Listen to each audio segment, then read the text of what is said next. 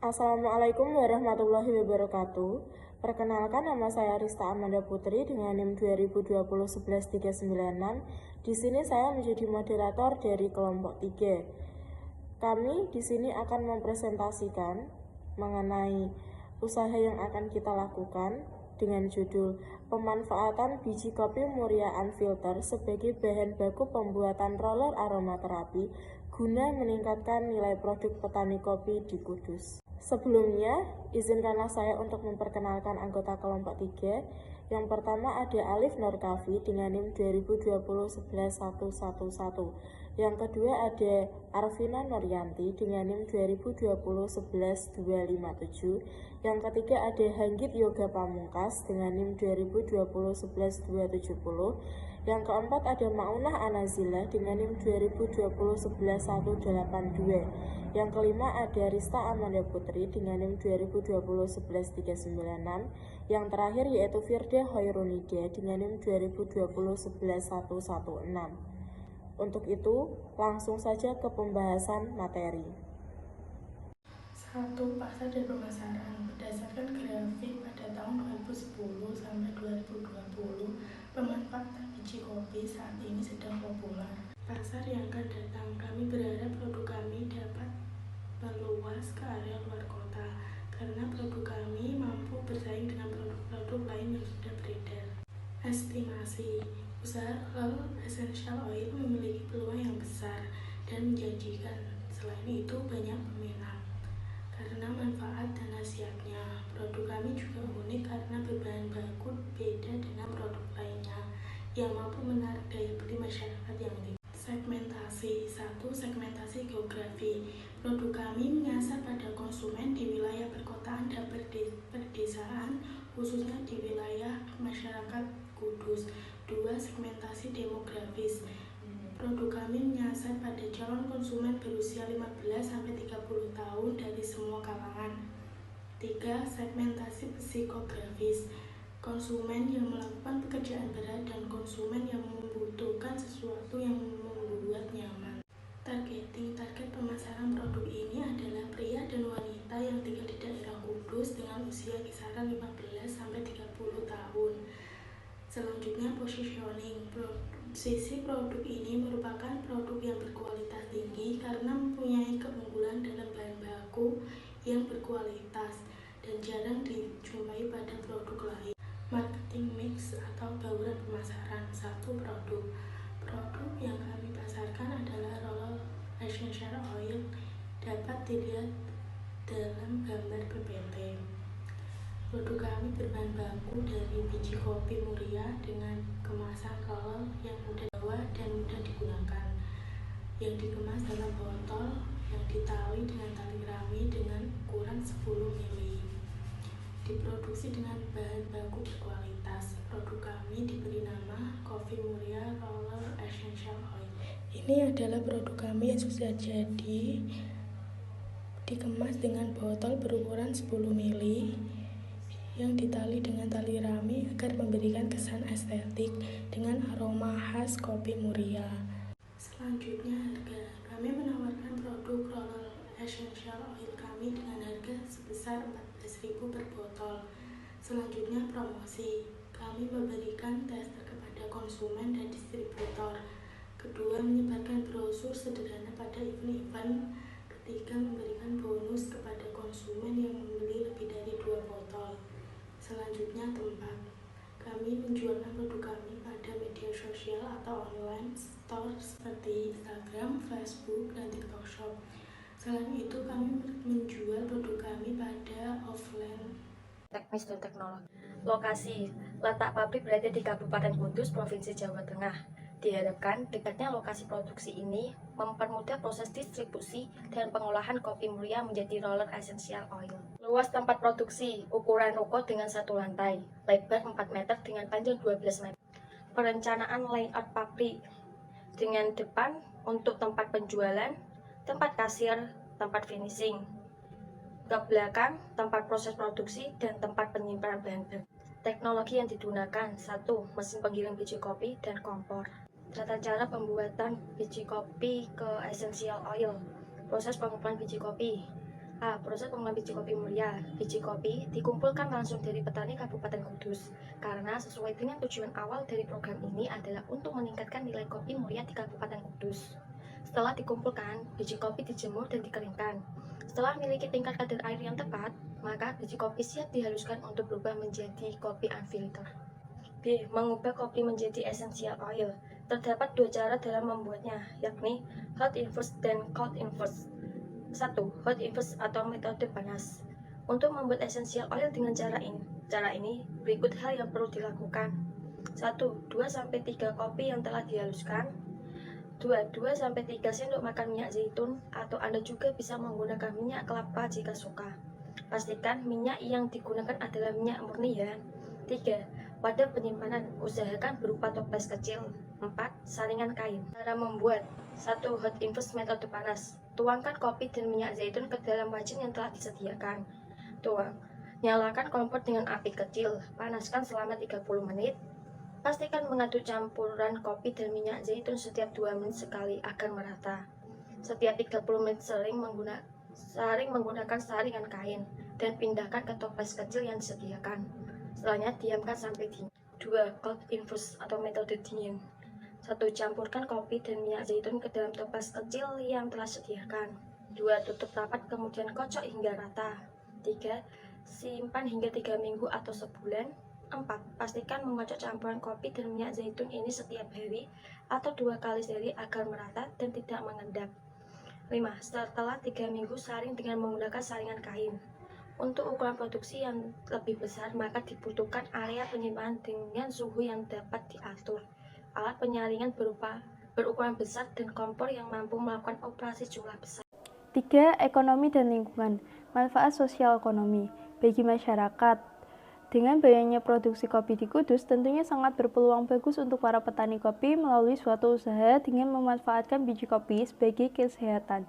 Salah satunya dengan membuat aromaterapi. Bagi pemerintah, dengan adanya terobosan baru dari biji kopi ini tentunya membantu menambah UMKM, khususnya di Kudus, dan dapat juga menjadi lapangan kerja bagi orang lain. Penanganan limbah diolah menjadi cacara. Cacara sendiri adalah teh dari kulit cari kopi yang diolah sedemikian rupa dan kemudian dikeringkan. Setelah dikeringkan, cacara kemudian bisa seduh layaknya teh dan dinikmati seperti menikmati kopi dan teh. Cacara memiliki citra rasa fruity yang kuat. Dengan adanya cacara, limbah kopi kini mulai berkurang jumlahnya.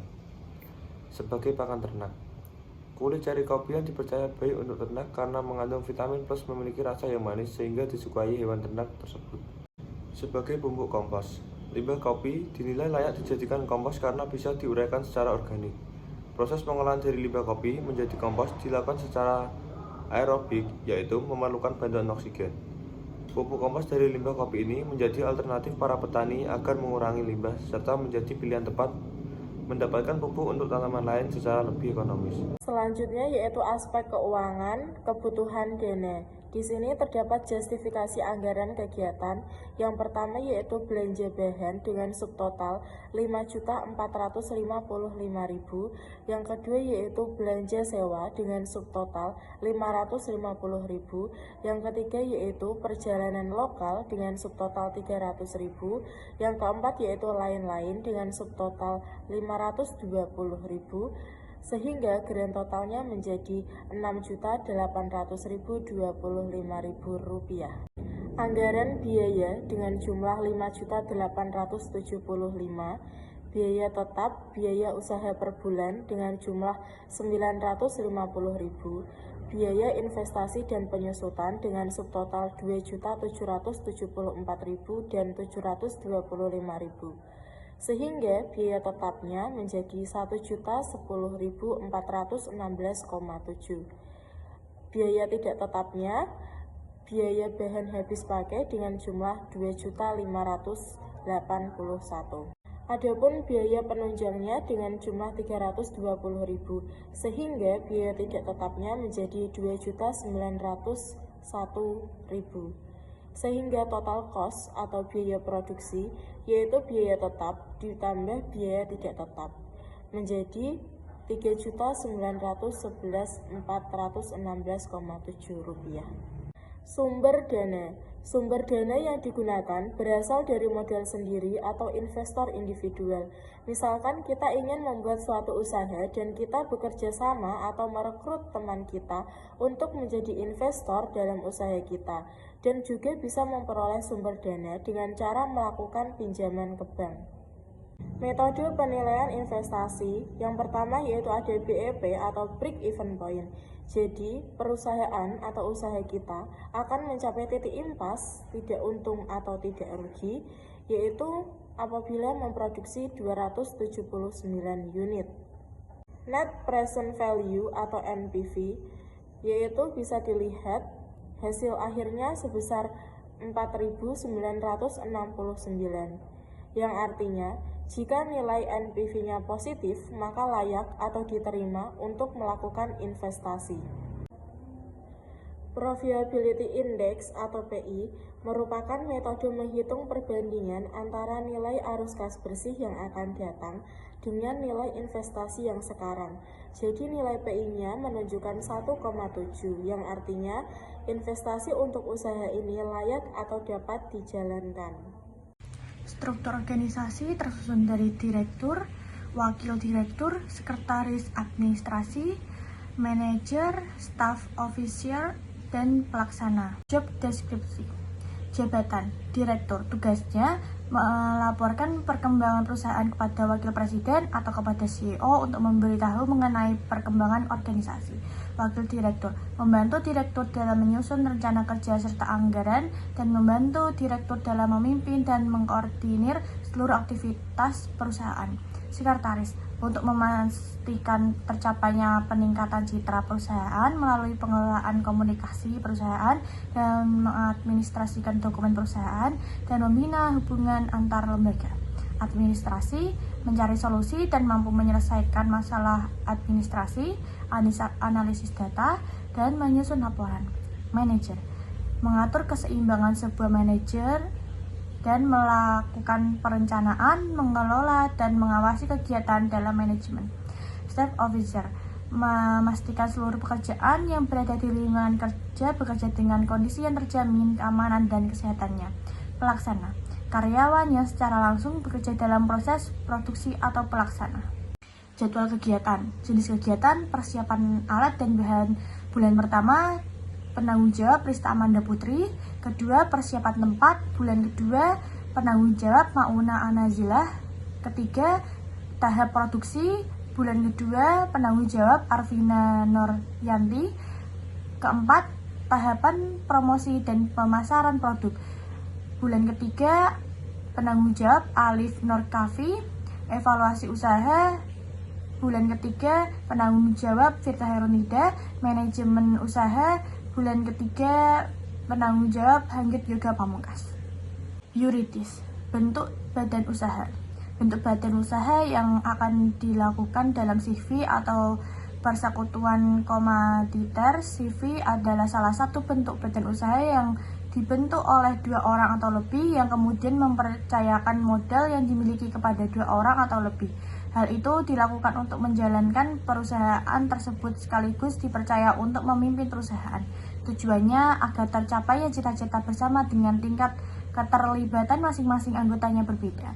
Oleh karena itu, di dalam CV terdapat 2 sekutu yang berbeda dengan menggunakan nama produk Kopi Muria Geser.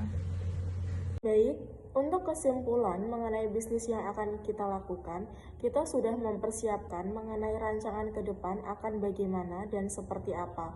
Dan untuk analisis investasi usaha ini layak dilakukan. Maka, untuk itu kita harap semoga bisa menjalin hubungan kerjasama dengan baik. Dan para calon investor ini bisa menanamkan modal untuk usaha yang akan kami jalankan. Karena ke depan usaha ini pasti akan berjalan dengan baik dan akan memberikan keuntungan yang maksimal. Jadi tidak akan rugi apabila Anda menanamkan modal dalam usaha kami. Demikian presentasi yang bisa saya sampaikan. Apabila ada salah kata saya mohon maaf. Wabillahi taufiq wal hidayah. Wassalamualaikum warahmatullahi wabarakatuh.